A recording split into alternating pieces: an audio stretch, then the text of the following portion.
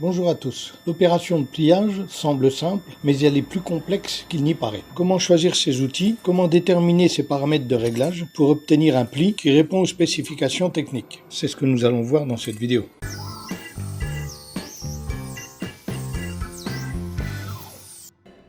Avant de rentrer dans le détail sur le choix des outils et le réglage machine, on regarde d'abord une phase de pliage. Dans cet exemple que l'on voit, on plie une tôle sur ses quatre côtés avec des outils fractionnés. Dans ce deuxième exemple, on voit la réalisation d'un pli sur une tôle de 3 mm d'épaisseur. Et dans ce dernier exemple, on voit la réalisation d'une succession de plis sur une tôle de 1 mm d'épaisseur et sur une longueur de 2 mètres. Pour comprendre ce changement brusque de direction, on va analyser les forces en présence. Nous avons besoin pour réaliser notre pliage d'une force, de deux réactions et d'un mouvement de translation. La force est fonction de la longueur de pli, la translation va nous donner l'angle de pliage et le V va assurer la réaction en opposition à la force. Maintenant que nous avons vu le principe de conformation, nous allons passer au choix des outils. Pour les outils utilisés sur une presse plieuse, nous avons le poinçon et la matrice. Je ne parlerai dans cette vidéo que du choix de la matrice, c'est-à-dire ce que l'on appelle le V. Nous allons voir comment déterminer la dimension de notre V. Et ce V va avoir une incidence sur les caractéristiques dimensionnelles de notre pli. On va tout simplement utiliser un tableau qui est fourni par le constructeur de la machine. Cet abac est très simple à lire. Nous avons sur la première ligne l'épaisseur de la tôle à plier. Et sur la diagonale, on peut lire la force nécessaire au pliage pour une longueur d'1 mètre. Et sur les trois colonnes de gauche, nous avons les caractéristiques dimensionnelles de notre pli. Pour choisir le V, il suffit simplement de sélectionner la colonne correspondant à l'épaisseur de la tôle à plier. Comme on peut le voir, on a plusieurs choix possibles. Naturellement, on choisit le V dont on dispose. Mais le V conseillé par le constructeur est encadré par un trait fort. Moi, je dispose du V de 8 qui est conseillé par le constructeur pour de la tôle de 1 mm, donc c'est celui que je vais prendre. Donc pour avoir toutes les caractéristiques de notre pli, eh bien, il suffit simplement maintenant de lire la ligne qui correspond au V de 8. Maintenant que nous avons choisi la taille de notre V, nous allons pouvoir détailler les caractéristiques dimensionnelles de notre pli.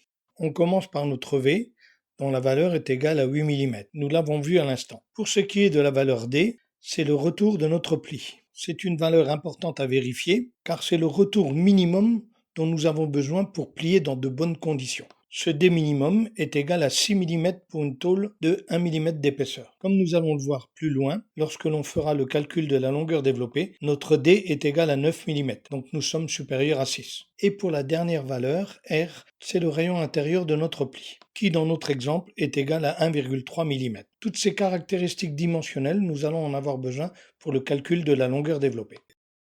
Comme je l'ai précisé au début de la vidéo, l'élément une fois plié doit respecter des contraintes de forme et de dimension. Nous allons pour cela réaliser le calcul de la longueur développée, qui n'est rien d'autre que la longueur de la pièce avant pliage, c'est-à-dire à plat. Pour faire ce calcul, nous disposons d'un calculateur de pliage et nous avons également besoin d'un schéma de principe ou d'un plan de la pièce à réaliser. Comme nous le voyons sur notre calculateur de pliage, la formule à utiliser est la somme des côtes extérieures plus un delta L par pli. La valeur de ce delta L sera fonction de l'épaisseur de la pièce à plier, de l'angle de pliage et du V que l'on a choisi.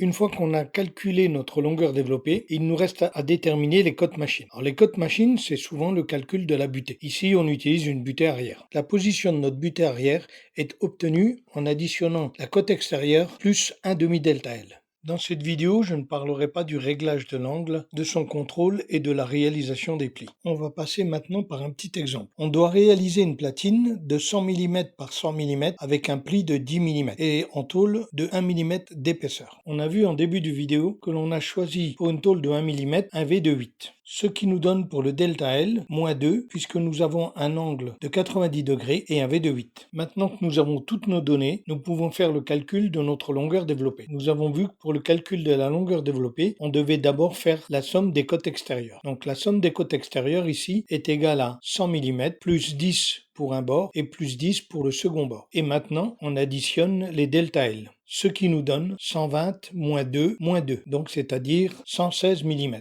Toutes ces informations, on les retranscrit sur une fiche de traçage. Il nous reste maintenant, pour effectuer le pliage, à calculer notre cote machine, c'est-à-dire notre butée. Les quatre plis sont identiques, donc on aura une seule butée à calculer. Elle se calcule en prenant la cote extérieure plus un demi delta L. Donc la cote machine est égale à 10 moins 1 mm. Naturellement, sur une commande numérique, toutes les données sont calculées par l'automate.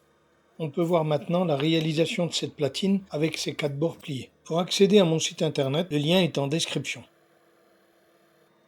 Dites-moi dans les commentaires si ce type de vidéo vous a plu. N'oubliez pas de liker et de partager cette vidéo. Moi je vous dis à bientôt.